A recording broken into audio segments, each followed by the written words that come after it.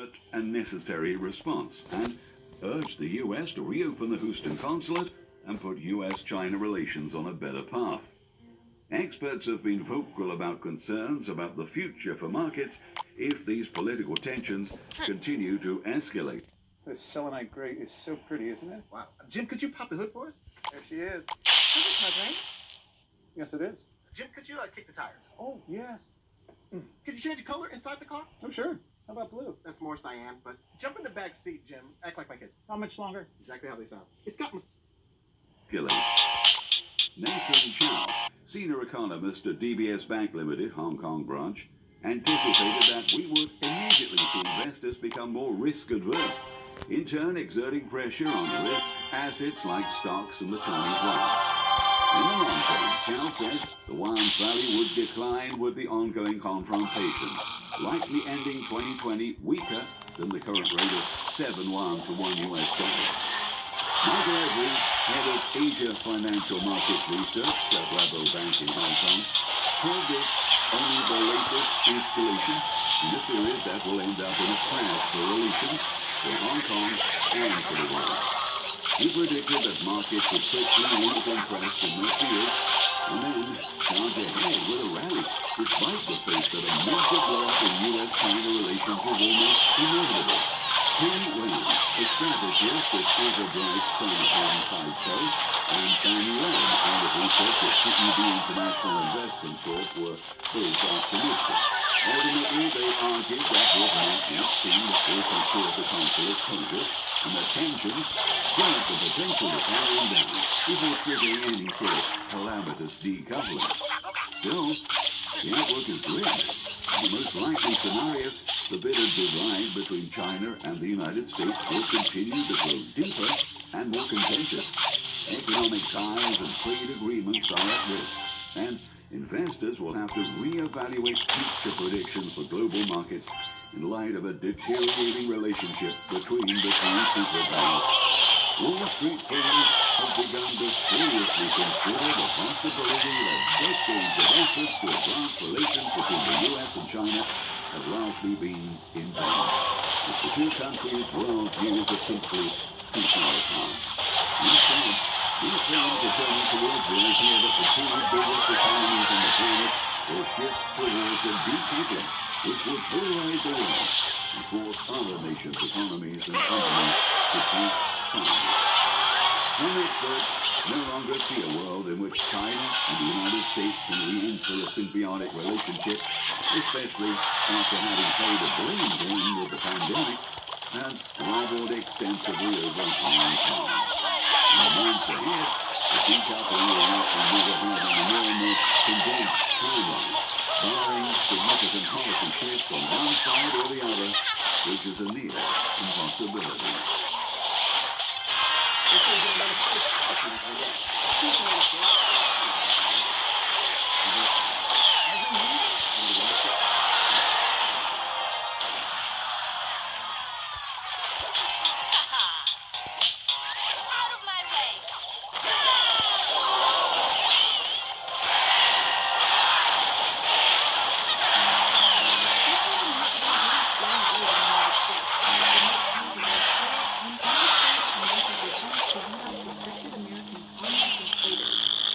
World War. Our job as Americans and as Republicans is to disarm the traitors in every place where they've been sent to do their traitorous work. Until recently, though, socialism had been relegated to the sidelines of American politics. In Seattle, protests last night led to 45 arrests and 21 officers hurt. The clashes are a continuation of the calls for justice since George Floyd's death back in May. Despite a peaceful protest in the afternoon, tensions began to flare as police say some businesses were damaged. The police soon declared the scene a riot and called on the crowd to disperse. Pepper spray and blast balls were then used against the crowd. The protesters in Portland and Seattle were not alone. Thousands of people demonstrated across the United States, including in Aurora, Colorado, where someone drove a car. Look at that blue Jeep right there, driving into a crowd of protesters on the interstate, sending people scrambling.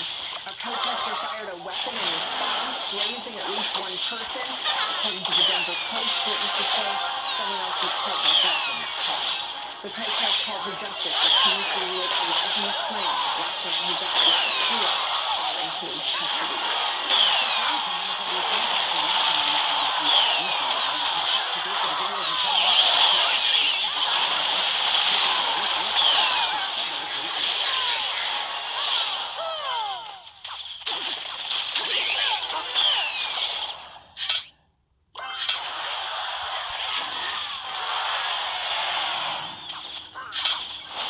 Hey guys, I'm Mike Leonard, former award-winning head coach candidate and now coming.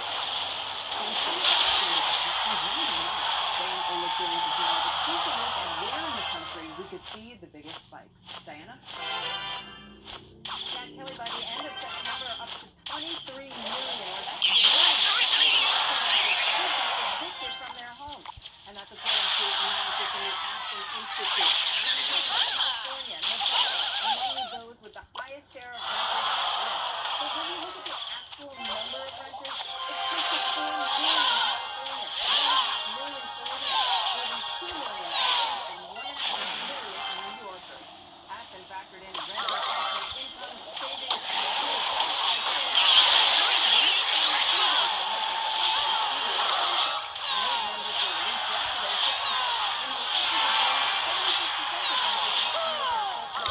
but just 38% were confident that they could make their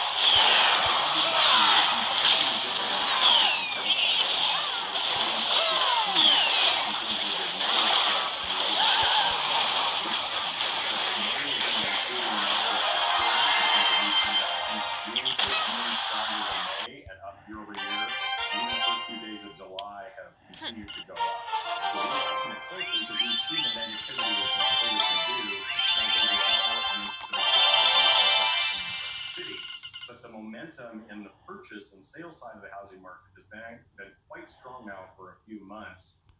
And you know, we're obviously hopeful that continues, but we're watching the COVID situation closely. So overall, do you think that the pandemic is a catalyst for housing turnover, for home sales? Like you said, in this area, we saw a lot of home sales in the suburbs in Manhattan really badly. What's happening now? Is it spreading throughout the southern area? Yeah, we're starting to see that, in two different ways. Some geographies where you're literally in the day of seeing a rotation from urban to suburban.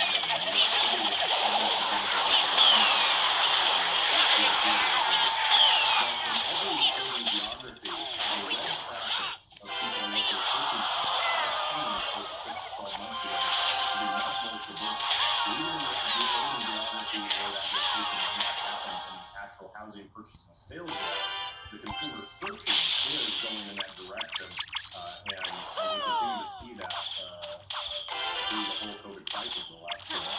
And I'm seeing here some of the features home buyers are looking for. 65% want access to a yard and outdoor space, 59% want a laundry room, 46% want a patio or deck.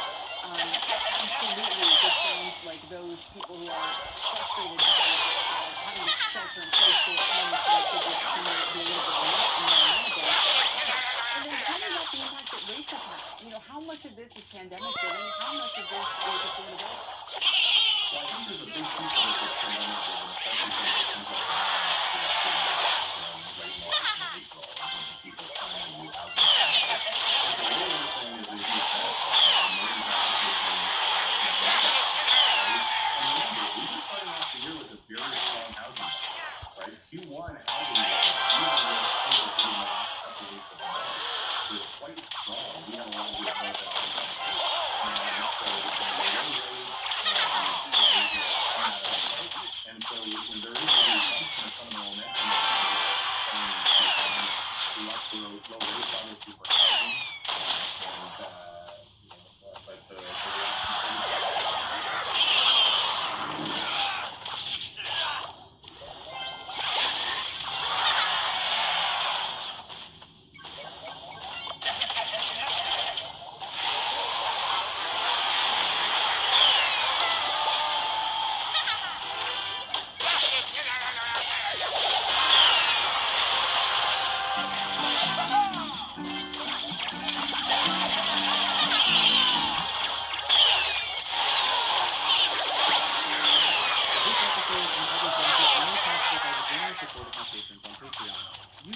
demonetized almost all of my recent videos, so if you're able, please consider supporting the channel by commenting and keeping it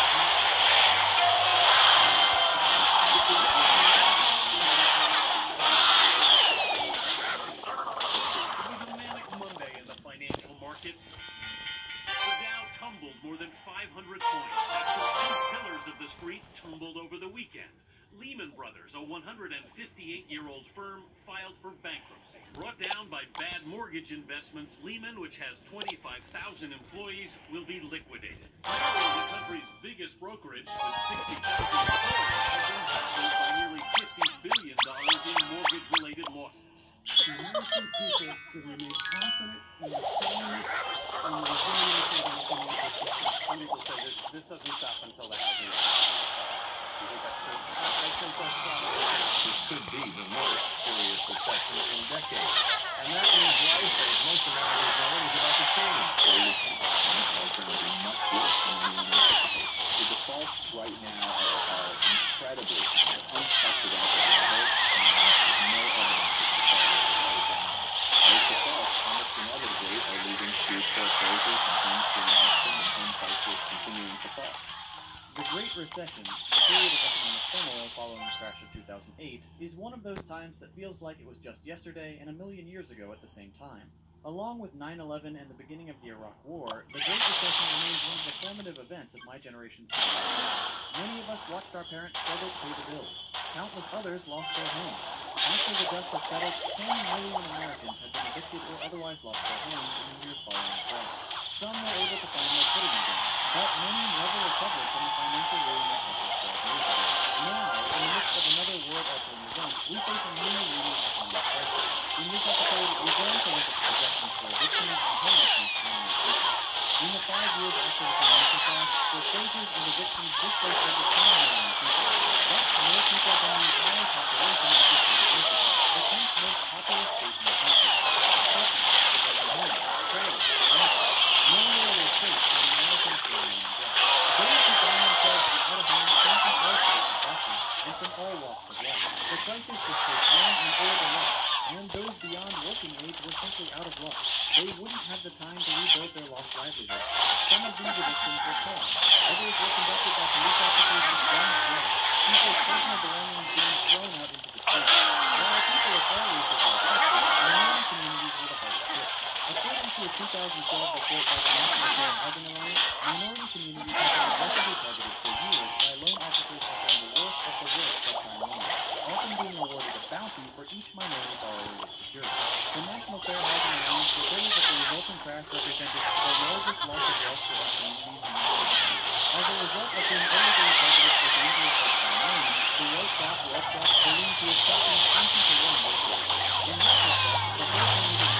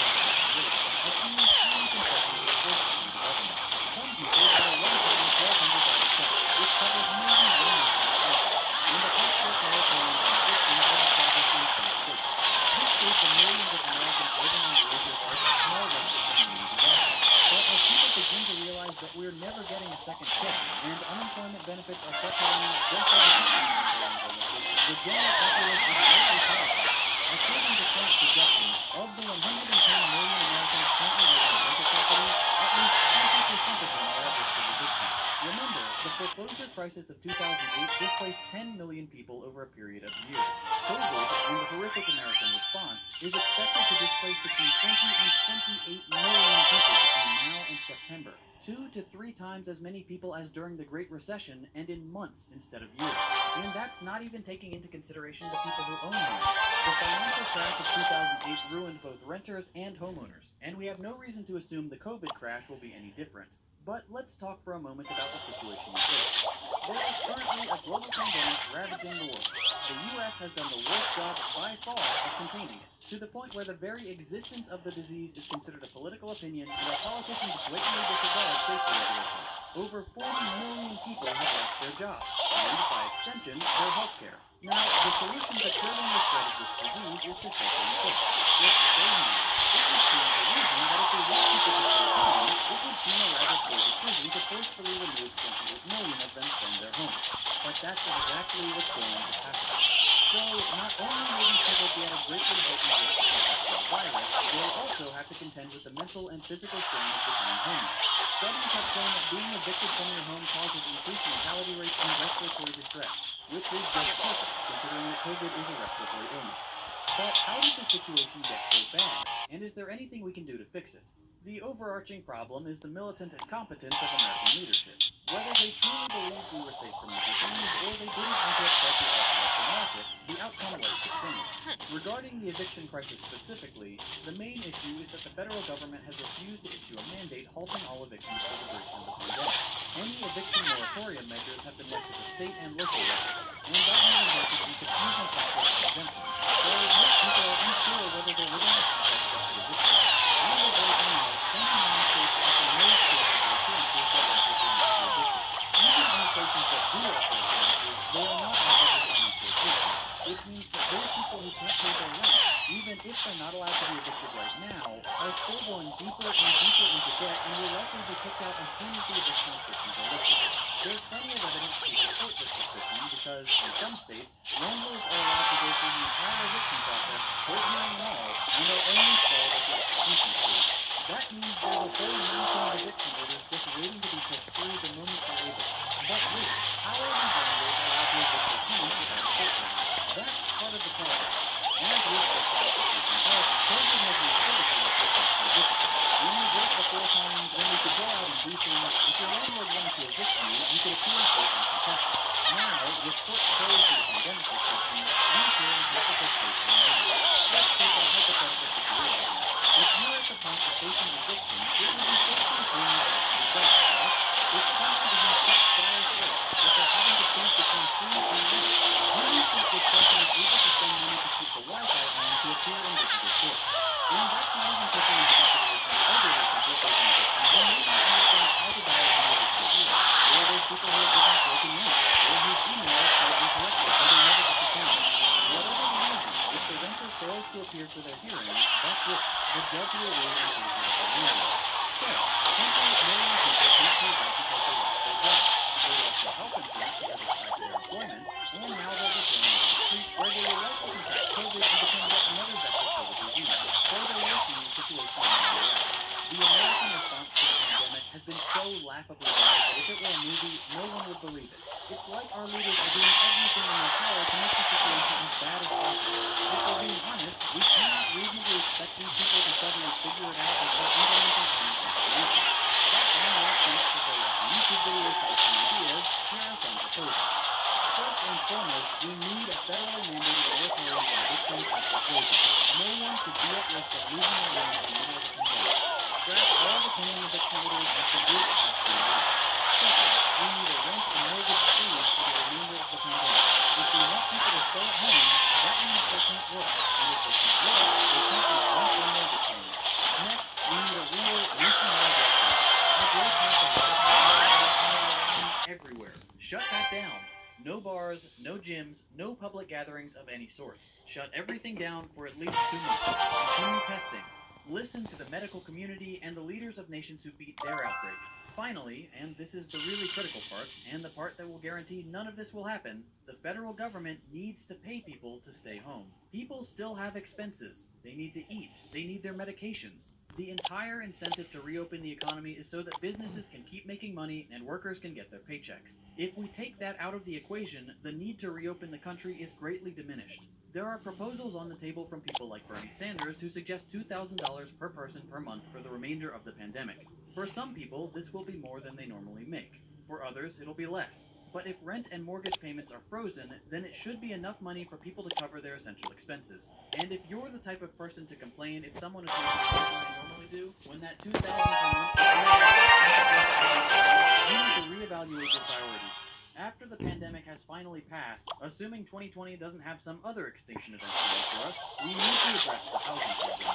There's a decided lack of affordable housing in America, in no small part due to the parasitic greed of the corporations who bought up all the homes after 2008. Because of this, there are millions more Americans caught in the incredibly expensive labor market. We have a long way to go to make America the country many Americans think it is, and fair housing practices are a key part of that. I mentioned at the beginning of this video that this kind of content is supported by my patrons and patrons. This type of videos, while very important, is something that sponsors won't touch.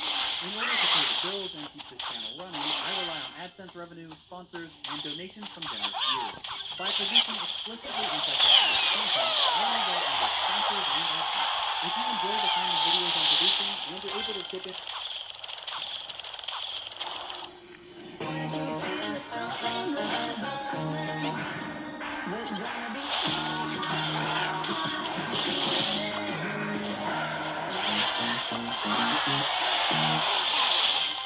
Ever wonder where the capital A and Chick-fil-A came from? It started with grade A, top quality chicken. But we believed everything, not just the food, should be grade A. A is for all the little things we do to bring you our best, every day.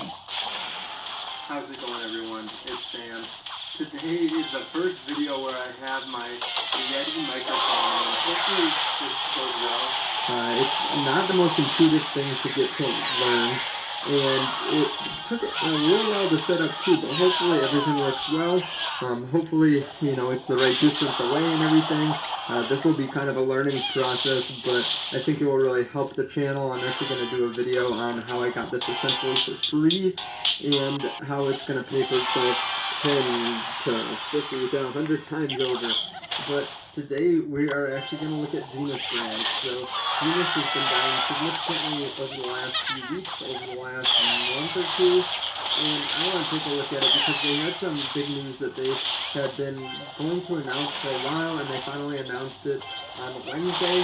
So I want to talk about that. Also, I want to just look at the share price, look at the value that the company has, and just go over all of that in this video. It's been a while since I talked about Genus, and I think that there has been a lot of change. So before we get started, if you don't mind hitting the like button, and also if you do want to use the link to Weeble and to M1 Finance below, there are links down there. You can get 2 free stocks, one worth up to $1,400 if you sign up with Weeble.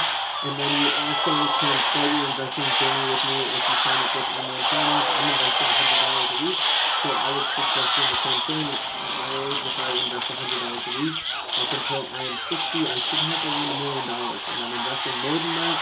But if you want to join me on the journey, you can invest more, you can invest less, so whatever you want to do. Let's get into the video here. So Genus Brands is at $1.93 today, and this is a company that was popping like crazy a couple months ago. If you look here, they were up to, I think actually $11 or $12 or $12 intraday on this day, and then it's just falling and falling and falling.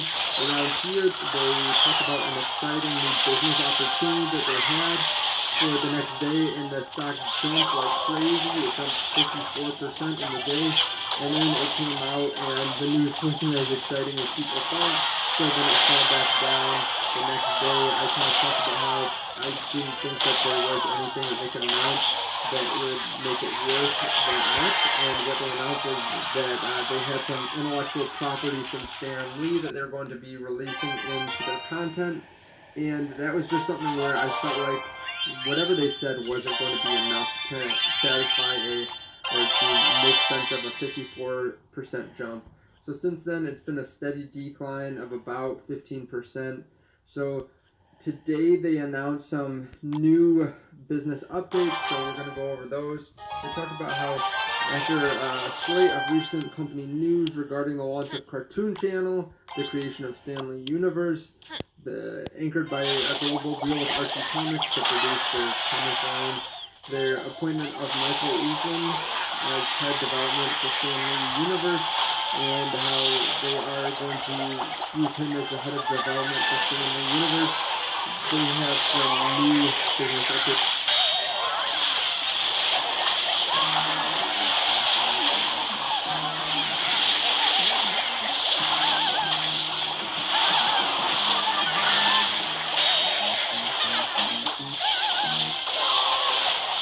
Yeah, guys, I'm super excited about today because you guys know me. I'm super about protection and super about security. So I'm really excited to be working with Best Buy annually to install our brand new security kit. And we have all kinds of stuff. And this is a huge upgrade. We got our floodlight cam. So it's not just a cam, it's also a floodlight, and we got some mosquitoes people in the front, cool, we hit them with a light. And also when we come on this side, this is something that's really cool, is we have the CEO says, recently we have made tremendous strides in growth, and those developments are just part of the Genius Brand story. During this time, I think our cartoon channel team has been working with the iOS app, which will debut the front end, and securing new content. Our global consumer product sales team and our international distribution teams have been busy working, negotiating, and closing deals. Today we're seeing an announcement of distribution deals stretching across 4 different continents, and consumer products licensing deals products ranging from branded face masks to bicycles. These new agreements give us a stronger platform to deliver long-term value at Genius Brand. We are working diligently to build a value machine in intelligence entertainment, gathering the best talent in the industry and striving to provide top-quality content. This is the best way to deliver long-term shareholder return. So, there's more news here, but just looking down what's happening here, they're basically saying they're busy doing a lot of different stuff. They're trying to build the best team possible. They're giving an example of some of the items that they're looking to sell and license. And honestly, I think the face masks are a great idea. I think that there isn't a huge market for these face masks. And as we go along and we figure out these are kind of here to stay, a lot of people might have to wear face masks for a very long time. And parents might have a particular face mask just to be safe for a while. So as we move along, I think there isn't really a supply of face masks that are fun and entertaining. So, I think that this is a good idea for them to get into. And bicycles too, there just aren't a lot of bicycles. Right now, a lot of outdoor equipment is sold out. So I think that that's a good idea. Moving down though, they say Genius Brands has signed a raft of broadcast and digital platform deals around the world, and for its animated tentpole children's series Rainbow Rangers, currently airing in the U.S. on Nick Jr. Then they go through all the different countries and the different TV programs that they will be streaming this through and having it on. They also talk about how they have licensed the rights to mainland China for season 2 of Rainbow Rangers, for Llama Llama, which is one of their big TV shows starring Jennifer Garner. Genius Brands has signed a new international content deals, including TVP in Poland, Cannes in Israel, and Croatia HRT. They also talk about how they're gearing up in August for the retail launch at Walmart for the toy line from Mattel, along with hundreds of other products coming to retail over the next 12 months. Then they go through what exactly they're selling. They're selling CDs, apparel, books, bicycles, sleepwear, underwear, custom accessories. So basically they're selling it all when it comes down to it. They also have partnered with Mask Club on a new initiative to feature Llama branded face masks here. I took a look at them. They're like $14. They just have little pictures of the llama on it and stuff. I think that those are probably going to be easy enough to sell if people really like the show. They're also going to distribute a lot of different products for Llama. So they're going to have plush, activity books, DVDs, games and activity books, toys, holiday plush, and so on. So they're again doing a lot of different stuff with Llama. And then with the Cartoon Channel update, they're having the iOS COPPA compliant Cartoon Channel app by the end of July to enhance user experience. So lots of different stuff. They go into their different shows here. You can read those on your own time if you want. But this is a stock where they announced this today. It had zero movement. So 0% up or down in the pre-market, in the market during the day, in the after hours. It's just been a really boring day for Phoenix Brands. And they announced this on Wednesday and there's 0% change. The last couple times that they've announced news, the stock prices have gone up, they've gone down. There was no lead up to this. I mean, they did mention that they had more news coming, but it's not like the stock popped off like last time.